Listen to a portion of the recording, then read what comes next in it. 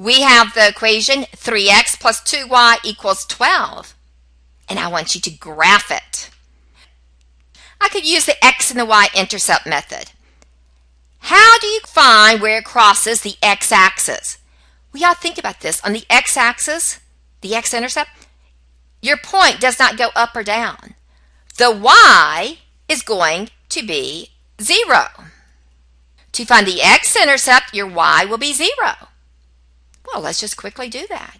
We will have 3x plus 2 times 0 is, well, that's just 0. So we will simply have 3x equals 12. Divide both sides by 3. X will equal 4. So it crosses our x-axis at 4, or we could say the x-intercept is 4, or is the point 4, 0. Now the y-intercept, very similar. For it to be on the y-axis, that means my point did not go right, it did not go left. It just stayed at 0 for your x, and then it went up or it either went down on the y-axis. Therefore, your x is 0. Well, let's plug in 0 for x. So that 3 times 0 is just 0. I will get 2y equals 12. Divide both sides by 2. So your y will equal 6. So my y-intercept is 0, 6. And there is my line. That is just finding the x-intercepts and the y-intercepts. Okay, now we're going to do it using a table. How many points are on a line? Infinite! Lots, lots, lots. To make it a little bit easier, I'm going to solve for y. So I will subtract 3x from both sides. Remember, whatever you do to one side, you've got it. You have to do to the other. Yeah, it's not your birthday. Am I done? No, y is not by itself. I will divide it by 2, but I have to divide everything by 2. I will get y is equal to negative 3 halves times x plus 12 divided by 2 is 6. So that is my equation. I have solved for my y. Now you pick any x you want to pick. I picked a few x's over here. I decided to let x equal 0, 2, negative 2. I'm going to plug these values in. If I plug in 0 for x, I will have negative 3 halves times 0 plus 6. Well, anything times 0 is just 0. My answer is 6. Yay, I have my first point of my line. And now I'm going to plug in 2. Y is equal to negative 3 halves times 2. Since this is a fraction, I may want to put 2 over 1. Oh, we got a little fractions here that we have to cancel out our 2's.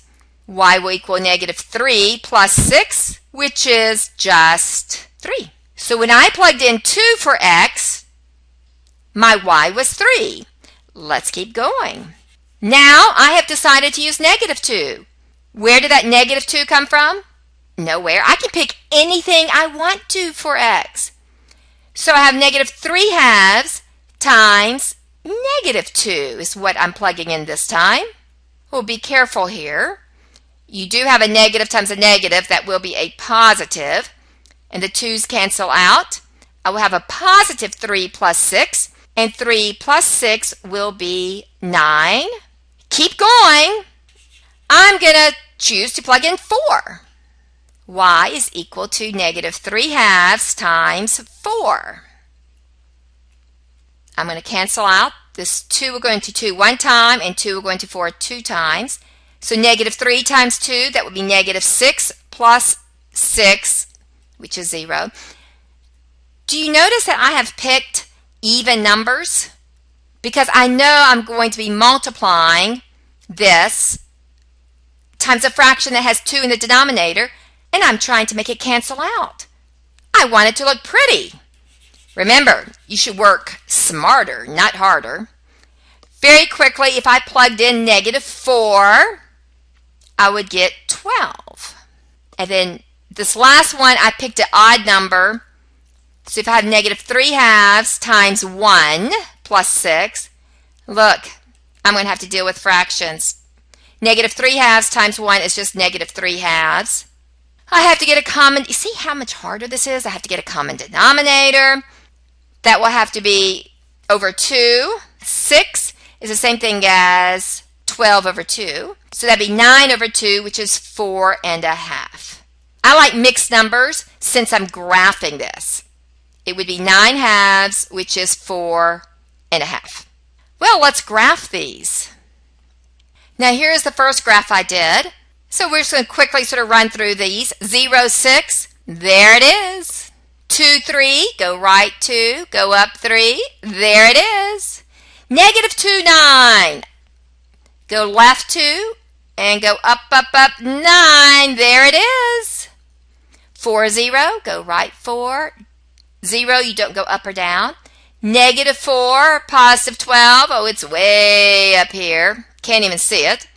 1, 4.5. Yes, all of these same points are on the line. We are going to graph this another way using slope-intercept form. That is when y is all by itself. And when y is all by itself, I can quickly look at it and know that the number that is multiplied by the x, not the x. The number multiplied by x is the slope. And that little b we know of as the y-intercept. Remember the y-intercept, that's when x is 0. And the little b is the y-intercept. Well, we've already solved this equation earlier for y. Y was equal to -3/2 x plus 6. So I can instantly look at it and know that my slope is -3/2. Now remember, slope is also the rise over the run. And I also know that my little b, my y-intercept is 6. So now this is my starting point. This is where I don't start at 0, 0. I start when y is 6. Oh, look at there. And I am going to go down 3, run 2. Why did I go down instead of rising up? Well, because it's negative. So from this point, from the 6, I'm going to go down 3, 1, 2, 3, run 2. There I am. Down 3 again, 1, 2, 3, run 2. It's the same line. Now let's say someone in your class wanted to do it a little bit differently. Let's say they wanted to put the negative not with the 3, but with the 2. Well, that's fine. 3 over -2. I usually like to put it with the numerator, but you can still do this. Now, if you put it with the top and the bottom, a negative divided by a negative is a positive. You're changing the problem. Don't change the problem. But if I put the negative with the denominator, once again, I still start from this 6, and I would rise 3, 1, 2, 3, and instead of running to the right, I'm going to go backwards 2.